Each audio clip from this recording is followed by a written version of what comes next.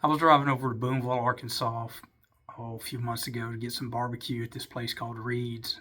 Really enjoy their place.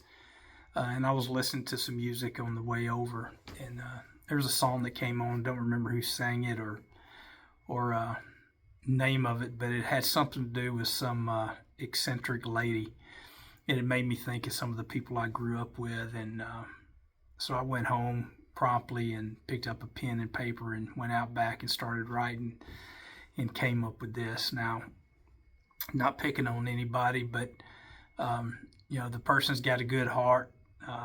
She drives it like she stole it sometimes, probably. The kind of woman that'll maybe make you forget about your troubles for a night, then leave you talking to your reflection in the morning. This story ain't so much about a car, but maybe more about the trip. It's about that wild streak in all of us that wants to break free, even if it costs us a little sanity and maybe a little peace along the way.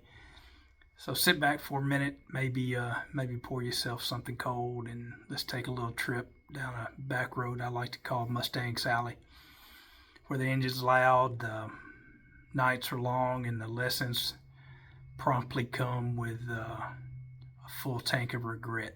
So I hope you enjoy this. She was a good-looking woman. That was the first thing people said. Not in a pageant way, in a way that makes you forget your name at the gas station way.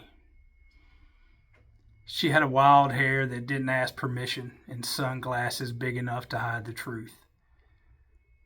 She drove a black SUV and still had dust on it from last summer's music festival, and she liked it that way.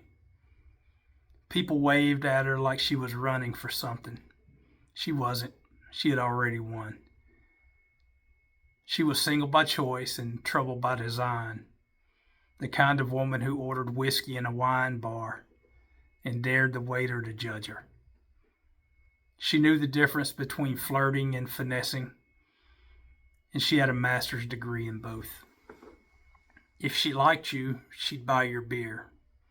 If she didn't, she'd make you think it was your fault. But the mystery that kept folks guessing wasn't the late night laughter or the out of town plates. It was the car seats. Two of them, buckled up in the back like little ghosts. One pink and one green. The straps were tightened, the cup holders clean, but no one ever saw a child get in or out. She got kids, the folks at the diner would ask. Nah, the waitress would whisper, not unless they only come out on Tuesdays. Rumor spread like spilled sweet tea. Some said she borrowed nieces to avoid questions at family reunions. Others said it was a long con to get out of speeding tickets, play the frazzled mom card, and hope the trooper had a heart. One guy swore he saw her put a stuffed raccoon in one of them and call it Carl Wayne. But the truth, she just liked the space. Said the seats made people behave. Said you drive a little different when you think there's something back there worth protecting. Said it kept men from asking dumb questions.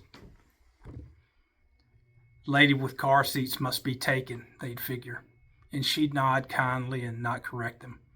She lived free, tipped well, and waved at children like they were hers. Maybe in a way they were.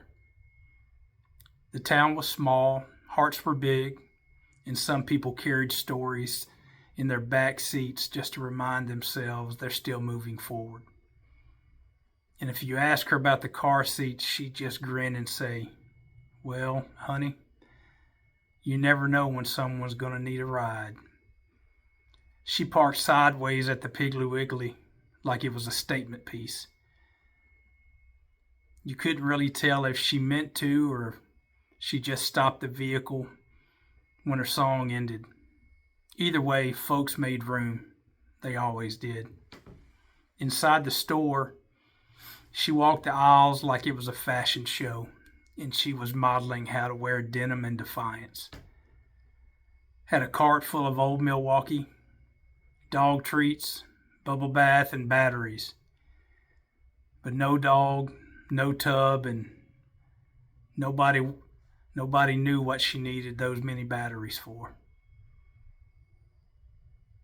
"What's all that for?" old man Merle asked, leaning on his buggy like a man who'd retired twice but still needed to do something. "Tuesday," she said, tossing in a pineapple. "And I don't plan on explaining Tuesday."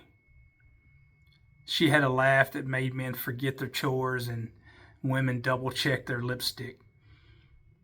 The lady behind the line asked, "You got grandkids or something? I saw the car seats." She smiled and said, "Nope, just backseat dreams and front seat regrets." The woman blinked. "I don't follow." "You're not supposed to," she winked. "It's a metaphor or tax write-off. I get them confused." Back at her house, which was really more of a porch with a stubborn roof, she tossed her keys into a bowl marked bad decisions and cracked open a diet tab like it owed her money. The phone buzzed. "Want to go out tonight?" it read. She thought about it. Thought about the men who asked about the car seats and if they were hers. Thought about the way some folks panicked when they found out she lived alone by choice and not by accident. Thought about the karaoke machine she bought on a dare and how once sang a song, Jolene, so well the man offered to leave his wife. She texted back, "Only if there's line dancing and no questions," because she wasn't looking for answers, just a night that made a good story. Maybe one worth remembering, or at least lying about. In the morning, when the sunlight hit those empty car seats just right, she'd sip her coffee and smile at them like old friends. Not because she had to, but because she could. And baby, that's freedom. Hope you enjoyed that. If you do, slide on over to my YouTube channel and give it a like and subscribe, and maybe even tell people about it. Maybe give it a share and help me grow that thing. I'll continue telling stories of South Arkansas. Thanks a lot. Y'all have a blessed night. See ya.